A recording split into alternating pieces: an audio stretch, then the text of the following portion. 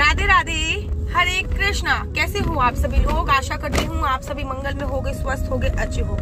अगर आज मैं ये बोल दूं ना कि हर हर महादेव, तो शायद कोई अतिशोक्ति नहीं होगी, क्योंकि आज की वीडियो समर्पित है शिवरात्रि स्पेशल। और भगवान की शिवरात्रि आने वाली है, मेरे भोले बाबा की शिवरात्रि आने वाली है। और शिवरात्रि पर किस चीज से अभिषेक करने पर क्या क्या प्राप्ति होती है, आज मैं उसी के ऊपर आपको वीडियो बना रही हूँ। कि वैसे तो मेरे भोले बाबा नाम ही है भोला, सोचिए जिनका नाम ही है भोला भंडारी, उनको तो एक लोटा जल लेके जाओ और मेरे भोले बाबा इतने सीधे हैं, इतने सीधे कि वो उससे ही प्रसन्न हो जाते हैं। सोचिए कि एक बार की बात है, कथा सुना देती हूँ, याद आ गई मुझे, मैं शिव महापुराण में अक्सर वो कथा सुनाती हूँ। तो की बात है कि एक व्यक्ति जंगल में आया, जंगल में आने के बाद वो अपने साथ एक पानी का लोटा लेके आया, साथ में तीर कमान साथ में लेके आया कि आज उसको पता नहीं था शिवरात्रि है, कि आज ऐसा करूंगा कि कोई भी हिरन आएगा तो उसको मार के ही मैं लेके जाऊंगा अपने घर पर। बहुत दिन हो गए हैं भूखे प्यासे, मेरे बच्चे हैं, मेरी पत्नी भूखे प्यासे हैं।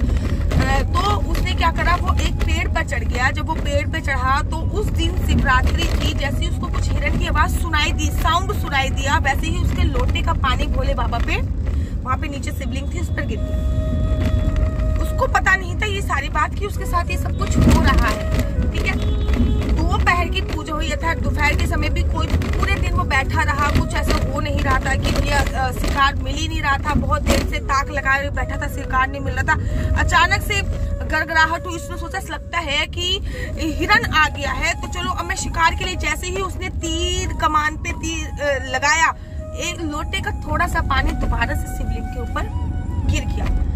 जब लोटे का दोबारा से पानी शिवलिंग के ऊपर गिर गया तो पहर की पूजा हो गई थी। शिवलिंग पे शिवरात्रि में 4 पहर की पूजा करने का अपना एक विशेष महत्व होता है। तीसरी बार की बात हुई कि उसको लगता है कि हिरन इस बार पक्का ही आया होगा। उसने तीर कमान जैसे ही जोर से ताना, पूरा का पूरा लोटा ही महाराज नीचे गिर गया और सारा का सारा जो जल था भगवान शिव पे चढ़ गया। 3 पहर की पूजा उसने जाने अनजाने में कर दी। अब वो क्या करा, उसने कहा अरे अब मेरे को प्यास लगी है, हिरन भी अभी तक नहीं मिला है, शिकार भी मेरा अभी तक नहीं हुआ है। तो वो पेड़ से नीचे उतरा, और जब वो पेड़ से नीचे उतरा तो उसका जो लोटा गिरा था वो शिवलिंग के आसपास गिरा था। वो उल्टी साइड से पेड़ से नीचे उतरा, लोटा इस तरफ गिरा था। वो पेड़ की तरफ से घूम कर आया, शिवलिंग की तरफ से उसने लोटा उठाया। अब उस तरफ से कोई स्पेस नहीं था पेड़ पे चढ़ने का, तो उसने क्या करा, शिवलिंग पर अपना पैर रखा और शिवलिंग पर पैर रखकर पेड़ पे चढ़ने लग गया। और जैसे ही वो शिवलिंग पर पैर रखकर पेड़ पर चढ़ा, भोले बाबा जी शिवलिंग फाड़ के प्रकट हो गए। कह रहे हे बेटे, मैं तेरी पूजा अर्चना वंदना से बहुत ज्यादा प्रभावित हूँ। लोग तो मेरे ऊपर जल चढ़ाते हैं, पंचामृत चढ़ाते हैं, तूने तो साक्षात अपने आप को मेरे पे समर्पित कर दिया है। और भगवान ने उसकी सभी मनोकामनाएं पूरी करी। तो मेरे भोले बाबा इतने भोले हैं, इतने भोले हैं कि जाने अनजाने में उस व्यक्ति ने शिवरात्रि की पूजा कर ली थी और शिवलिंग पर पैर रखकर वो पेड़ पे चढ़ गया था। और भोले बाबा ने सोचा कि इस व्यक्ति ने अपने आप को मेरे को समर्पित कर दिया है। तो सोचिए कितना मेरा भोला बाबा है, इतने भोले हैं कि मैं आपको क्या बताऊं। वो एक लोटे जल से भी रीझ जाते हैं। तो आपको अपनी मनवांछित इच्छा पूरी करने के लिए किस किस चीज से करना है अभिषेक, आज की वीडियो इसी पर आधारित है। तो चलिए अधिक विलंब न करते हुए प्रारंभ करते हैं। सबसे पहले बात लेते हैं, अगर आपके घर में सुख शांति नहीं है, अगर आपके घर में बिल्कुल भी हमेशा तनाव की स्थिति बनी रहती है, माता पिता के बच्चों से, बच्चों की माता पिता से नहीं बन रही है, तो शिवलिंग पर जल जरूर चढ़ाइए। एक बात मैं आप लोगों को वीडियो प्रारंभ करने से पहले बता दूं कि शिवलिंग शिवरात्रि जिसकी नाम से प्रतीत होता है रात्रि, तो शिवरात्रि की रात को रात की श्रेणी में कभी भी नहीं रखा जाता है। उस दिन अगर 4 पहर मतलब सुबह सुबह ब्रह्म मुहूर्त में पूजा करना, उसके बाद दोपहर को पूजा करना और शाम को पूजा करना प्रदोष काल में, उसके बाद रात्रि को पूजा करना और फिर रात्रि के अंतिम पहर में पूजा करना अति उत्तम माना जाता है। ऐसा बोला जाता है कि शिवरात्रि पर भगवान शिव माता पार्वती के साथ धरती लोक पे भ्रमण करने के लिए आते हैं, और जो व्यक्ति उस समय 4 पहर की पूजा कर रहा होता है, भगवान उसकी सभी मनोकामनाएं पूर्ण करते हैं। तो आपको शिवरात्रि पर ये नहीं कि आप सुबह सुबह नहा लिए, धो लिए, स्नान कर लिए, गए भगवान की पूजा अर्चना वंदना कर दी, फिर वापस आ गए, ऐसा नहीं है। आपको मैं 4 पहर की अगर आप पूजा नहीं कर सकते तो कम से कम 2 पहर की पूजा करो, सुबह और शाम को जल अवश्य चढ़ाइए, ठीक है। तो अब प्रारंभ करते हैं। अगर आपके घर पे आपसी तनाव बहुत है, आपस में आपके पेरेंट्स की बच्चों की नहीं बन रही, किसी न किसी कारण में हमेशा घर में लड़ाई रहती है, तो आपको शिवलिंग पर जल चढ़ाना है। ठीक है, गंगा जल भी चढ़ा सकते हैं, यमुना जल भी चढ़ा सकते हैं, सागर जल भी चढ़ा सकते हैं। अब ऐसा नहीं करना है, बहुत सारे लोगों को मैंने देखा है कि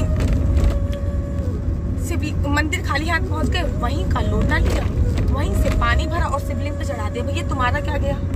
कहते हैं जो जल आप अपने घर से भर के शिवलिंग पे चढ़ाने जाते हैं, इससे आपके पितृ तर्पण होते हैं, पितरों को शांति मिलती है और आपके घर की नकारात्मक ऊर्जा जल के में प्रवेश करके शिवलिंग पर चढ़ती है, तो आपके घर का वास्तु दोष भी दूर होता है। इसलिए जो भी सामान चाहिए, ये नहीं कि मंदिर से ही बेलपत्र लिए, उठाए, चढ़ा दिए, मंदिर से ही सब कुछ किया, ऊपर से प्रसाद लेकर और आ गए महाराज, तो ऐसी पूजा अर्चना नहीं करनी है।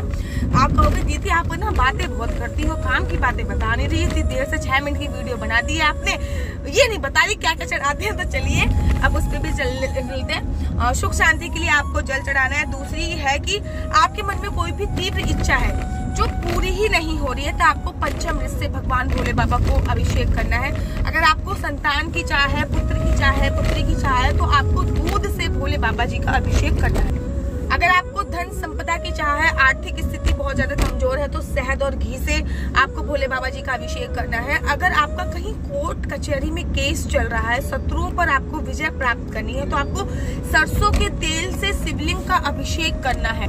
अगर आपको मन में ये लालसा है कि हमें मोक्ष मिल जाए, भगवान पुनरपि जन्म पुनरपि मरणम, अर्थात बार बार जीना, बार बार मरने का जो सिलसिला हमारा चल रहा है वो खत्म हो जाए, हम सीधा भगवान भोले बाबा के कैलाश पे जाकर भगवान के गण बन के रह जाएं, तो आपको किसी भी तीर्थ का जल अर्थात जैसे कि आप यमुना मैया का जल ले सकते हैं, गंगा जल आप ले सकते हैं, आप सरस्वती मैया का जल ले सकते हैं, नर्मदेश्वर महादेव का जल ले सकते हैं।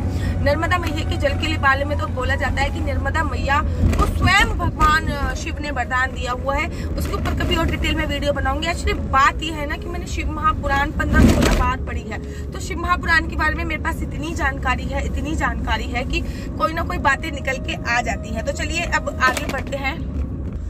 अब आप लोग सोचोगे दीदी खुद तो आप इतनी गाड़ियों में घूमती क्या रहती हो, गाड़ियों में वीडियो शूट करती रहती हो, तो आप हमें भी बताओ कि हमें भी कुछ वाहन लेना है, तो उसके लिए किस चीज से अभिषेक करें?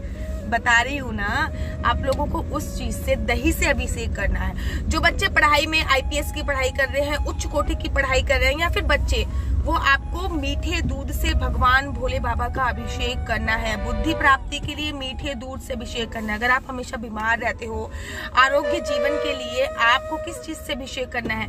अगर आप बीमार रहते हो या फिर बीमारी को ठीक करने के लिए या फिर आरोग्य जीवन की प्राप्ति हेतु आपको गाय के दूध और गाय के घी से अभिषेक करना सबसे सर्वोत्तम बताया गया है। कब हमारा घर बनेगा? कोई एक आसान सा उपाय बता दो कि घर कब बनेगा। आसान सा उपाय आने वाली है ना शिवरात्रि पे फलों के रस से भगवान का अभिषेक कीजिए और मन ही मन, ये जो भी मैं अभिषेक बता रही हूँ इसमें आपने मन ही मन भगवान से प्रार्थना करनी है, इंटरनल कनेक्ट होना है। ये नहीं लोग क्या करते जल चढ़ाएंगे, जल चढ़ा देंगे, आरा देंगे, नहीं। जल चढ़ाते हुए आपको ये कामना करनी है। मान लीजिए आप फलों का रस चढ़ा रहे हैं घर की प्राप्ति हेतु, तो आपको ये मानसिक कामना करनी है कि भगवान भोलेनाथ जी हमारा घर बन जाए, हमारा घर बन जाए, हमारा घर बन जाए, और उससे आपको अभिषेक करना है। जाते जाते एक चीज और बता देती हूँ, लोग क्या करते हैं शिवरात्रि में बहुत बड़ी गलती करते हैं, केवल भोले बाबा पे अभिषेक करके आ जाते हैं। ये सरासर गलत है। जो भोले बाबा की जल नहरी है उसमें 3 शक्तियां विराजमान है, आपको उन पे भी अभिषेक करना है। माता पार्वती पे भी जल चढ़ाना है, भोले बाबा पे भी जल चढ़ाना है, आपको कार्तिकेय गणेश भगवान पे भी जल चढ़ाना है। साथ ही के साथ आपको नंदी के कान में भी कुछ बात बोलनी है, जिससे कनेक्ट क्या है, नंदी क्या है, भोले बाबा जी के कान में, उनके कान में जो भी बोला जाता है वो भोले बाबा जी तक पहुंचाने में हमारी अवश्य मदद करते हैं। और अगर आपको मेरी वीडियो अच्छी लगती है तो आपका YouTube चैनल हरि बोल को लाइक शेयर सब्सक्राइब करना बिल्कुल भी मत भूलिए। मैं ये देखिए शिवरात्रि आने वाली है और मैं शादी की सालगिरह पे भी वीडियो बना रही हूँ, गाड़ी में बना रही हूँ, ताकि आप लाभ प्राप्त कर सके इस शिवरात्रि को। इस शिवरात्रि को ऐसे ही नहीं बोला जाता महाशिवरात्रि। ये सभी त्योहारों जो होते हैं हिंदू पंचांग में, जितने भी त्योहार हैं, सभी त्योहारों की जो चीज कहते हैं ना ग्रैंड फादर, वो होती है शिवरात्रि। तो आप सभी को शिवरात्रि की अनंत शुभकामनाएं। शिवरात्रि पर मैं 1-2 वीडियो आप लोगों के लिए अवश्य लेके आऊंगी। तब तक के लिए मुझे दीजिए इजाजत। राधे राधे, हरे कृष्णा, हरि बोल, हर हर महादेव।